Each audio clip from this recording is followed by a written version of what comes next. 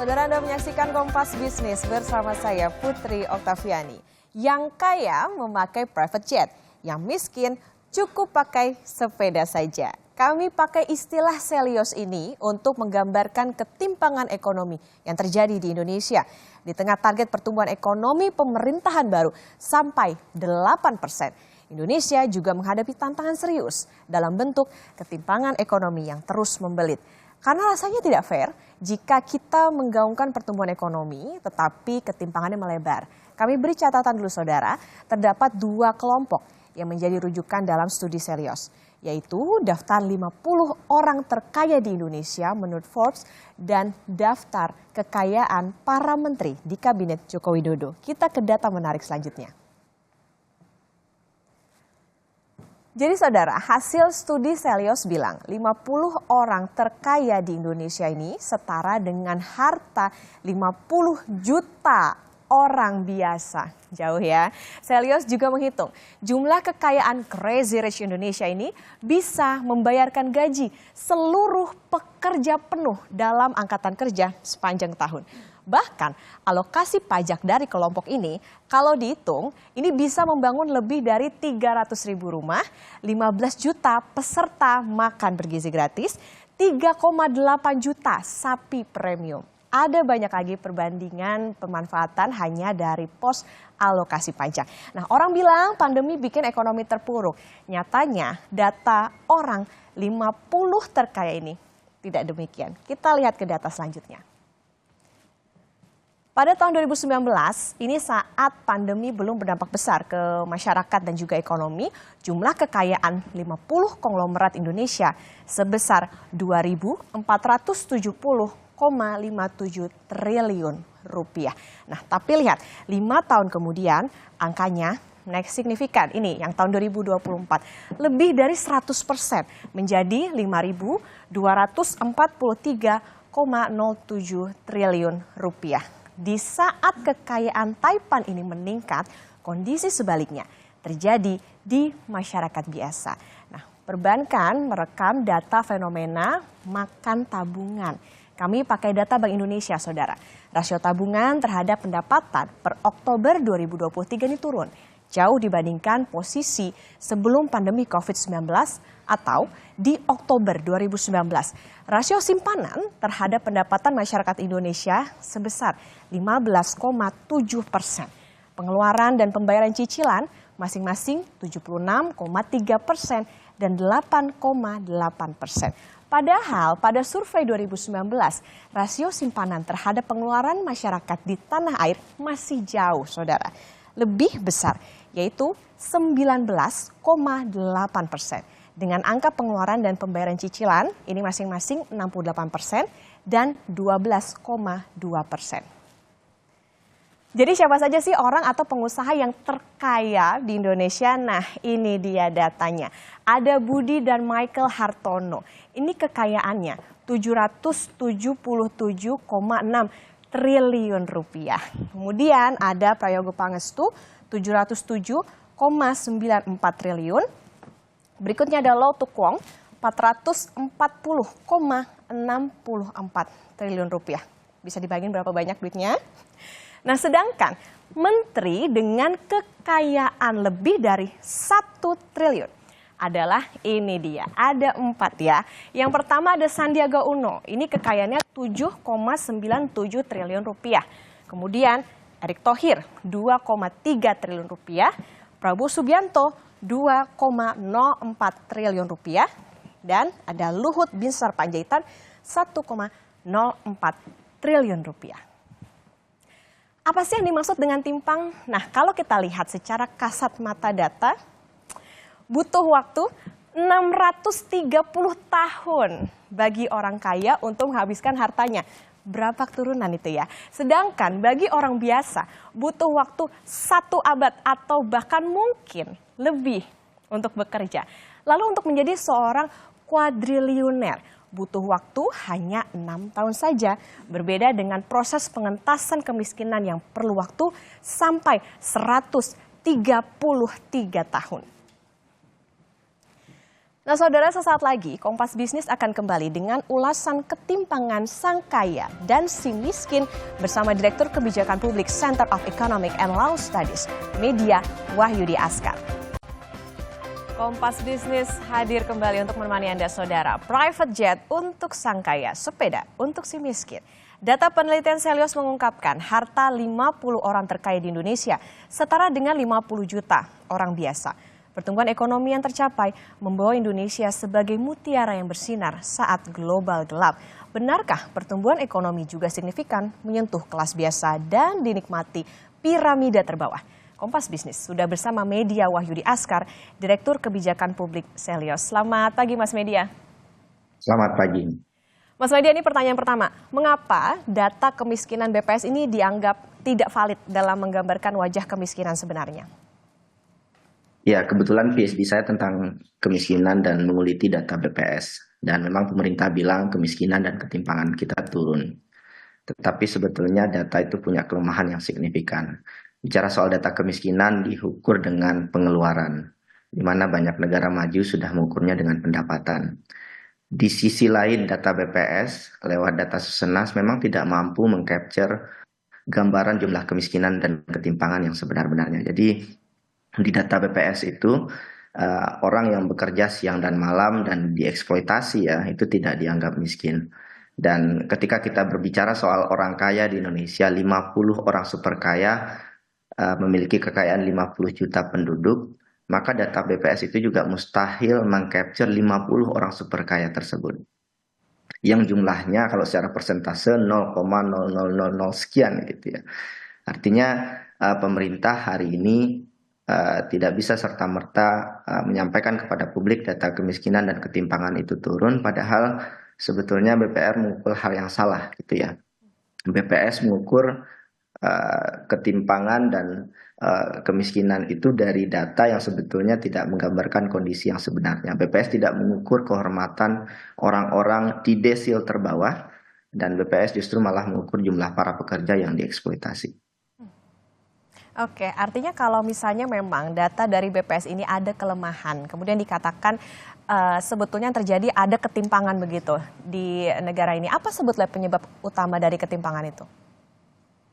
Iya, hari ini sebetulnya kita ketika berbicara soal penyebab ketimpangan, kita berbicara soal kondisi struktur ekonomi kita ya.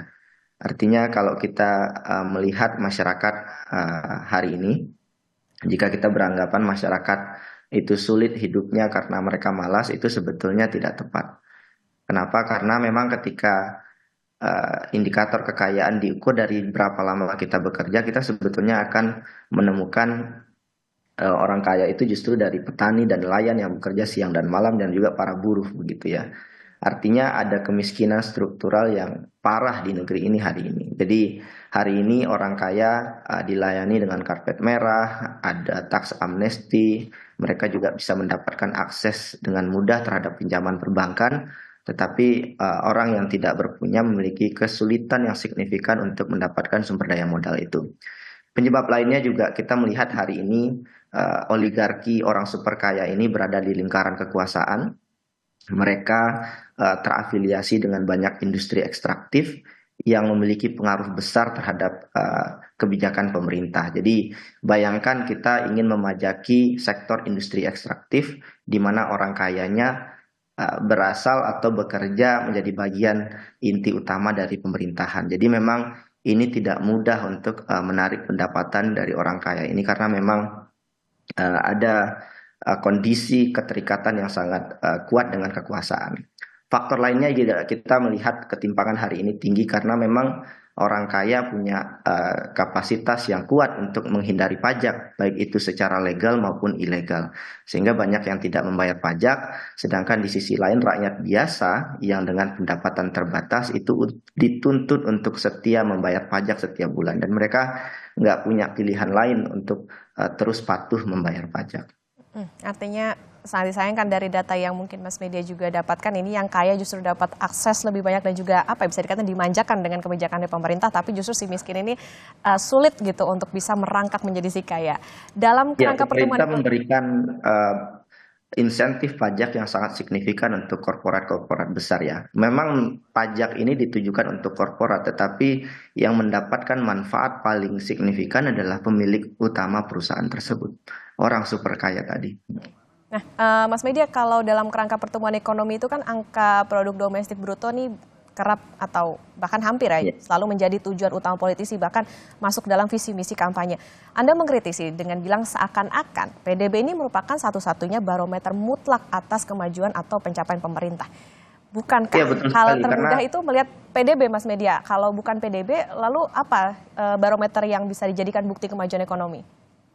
iya bahkan lembaga internasional negara-negara maju itu sudah tidak lagi bergantung pada indikator PDB karena PDB hanya menjelaskan input output aktivitas pasar tetapi tidak pernah berbicara, tidak akan mungkin bisa berbicara soal keadilan, ketimpangan. PDB tidak bisa mengcapture soal eh, persoalan kesehatan, bahkan persoalan lingkungan. Artinya indikator ini indikator lama yang melupakan makna hakiki dari pembangunan. Bahwa pembangunan itu pada akhirnya kita bicara soal social welfare maximization, di mana semua masyarakat seharusnya mendapatkan manfaat dari proses pembangunan. Dan PDB tidak bisa mengcapture itu. Jadi kita sebetulnya sudah harus mulai ya untuk bergerak pada indikator-indikator yang lebih real, sesuai dengan kondisi masyarakat. Jadi jangan lagi masyarakat dijajar dengan indikator-indikator semu. Karena bahkan dengan bicara soal PDB sekalipun, PDB kita itu hanya 5% selama kepemimpinan Jokowi. Di saat seharusnya kita tumbuh 6-7%. Dan ketika ekonomi growth kita juga nggak signifikan, indikator pembangunan lainnya juga rontok dan juga tidak menunjukkan tanda-tanda pembangunan yang signifikan. Jadi memang kita perlu merefleksikan lagi ya arah pembangunan kita ke depan untuk tidak bicara soal ya sekarang Prabowo 8%. Ya kita bisa saja mencapai 8%, tetapi hutan dipangkas, semuanya dihajar, sumber daya alam dieksploitasi. Kita mungkin mencapai itu, tetapi yang rusak adalah lingkungan dan juga nanti ke depannya generasi di 2045 tidak akan kebagian kue pembangunan lagi. Ada beberapa hal yang tidak bisa dilihat hanya dari PDB itu tadi. Mas Media, penelitian Selios ini juga bilang kekuatan korporasi besar dan juga oligarki ekonomi memperparah ketimpangan. Bisa dielaborasi bagaimana maksudnya, kemudian juga dalam konteks UU Cipta Kerja, apa fungsi dari Omnibus Law ini? Iya, para triliuner itu memiliki pengaruh besar ya terhadap kebijakan publik. Mereka memberikan donasi politik dalam jumlah besar terhadap partai politik. Bahkan mereka punya asosiasi pengusaha yang kemudian terus berdiskusi dengan pemerintah. Jadi mereka punya akses untuk terus melakukan lobbying yang dalam pada prosesnya ketika pemerintah akhirnya terpacu untuk mengikuti arahan atau keinginan dari pengusaha ini, pada akhirnya yang diuntungkan adalah pengusaha-pengusaha kelas kakap. Dan ini juga tercermin dalam proses